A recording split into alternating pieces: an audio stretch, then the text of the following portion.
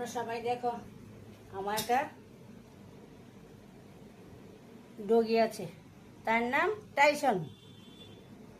Tyson, এই Tyson খুব শান্ত, লেজ বিশিষ্ট ভদ্রলোক। টাইসন, এই টাইসন, টাইসন, টাইসন,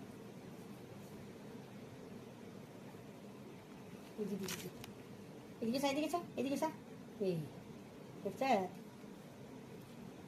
দেখছ, তোমার কিন্তু ভিডিও হচ্ছে, দেখছ টাইসন। টাকা টাকা